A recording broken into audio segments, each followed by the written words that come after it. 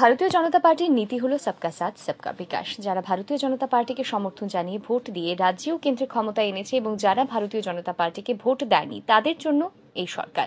শনিবার পশ্চিম রাতাছড়ায় নির্বাচনী জনসভায় বক্তব্য রাখতে গিয়ে এই কথা বলেন ফটিকরাই বিধানসভার বিধায়ক তথা রাজ্যের ক্যাবিনেট মন্ত্রী সুধাংশু দাস। এই দিন তিনি নির্বাচনী জনসভায় বক্তব্য রাখতে গিয়ে আরও বলেন, ভারতীয় জনতা পার্টি সিপিআইএম কংগ্রেস কিংবা অন্যান্য দলের মতো না। ভারতীয় জনতা পার্টি একটা সম্পূর্ণ রাষ্ট্রবাদী বিচারধারার রাজনৈতিক দল।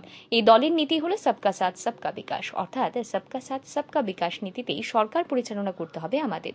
আর এই ভাবনা নিয়ে 2018 সাল থেকে বর্তমান সময় পর্যন্ত ভারতীয় জনতা পার্টি সরকার প্রত্যেকটা মানুষের উন্নয়নের কথা মাথায় রেখেই রাজ্যের গরিব সাধারণ মানুষের জন্য কাজ করে যাচ্ছে।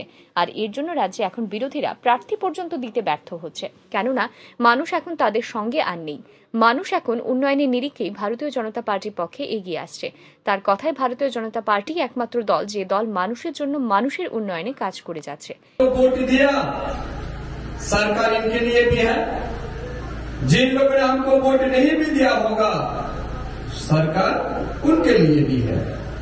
যারা আমাদেরকে ভোট দিয়েছে এই সরকার তাদের জন্য, যারা আমাদেরকে ভোট দেয়নি এই সরকার তাদেরও জন্য।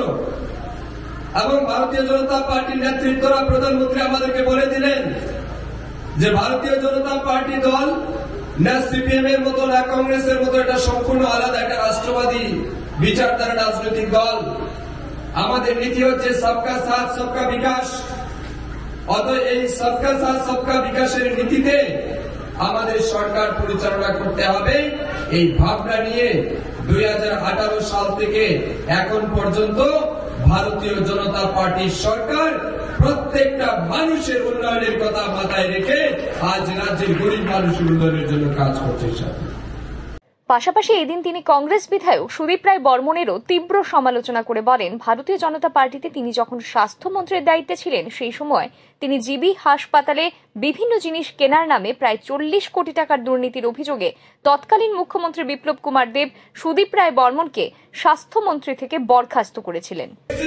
মিথ্যা প্রচার করছেন, এটা কিন্তু তারা শুধুমাত্র মিথ্যা প্রচারই করছেন না, আজ লাখ লাখ ডাক্তার বিজ্ঞানী যারা নিজের জীবন বাঁচিয়ে রেখে করোনা মহামারীর সময় মানুষকে বাঁচিয়েছে সেই সমস্ত লাখ লাখ ডাক্তারদের সরাসরি অপমান করার কাজ এই দুর্নীতিবাজ কংগ্রেস নেতারা করছে।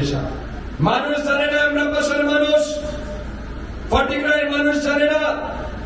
এই বড় নেতা কিছুদিন স্বাস্থ্যমন্ত্রী থাকার সময় এই জিবি হাসপাতালে বিভিন্ন জিনিস কেনার নামে প্রায় 40 কোটি টাকার দুর্নীতির কেসে আমাদের তৎকালীন মুখ্যমন্ত্রী বিপ্লব কুমার দেব ওনাকে স্বাস্থ্যমন্ত্রী থেকে সরিয়েছিল সেদিন সাথে।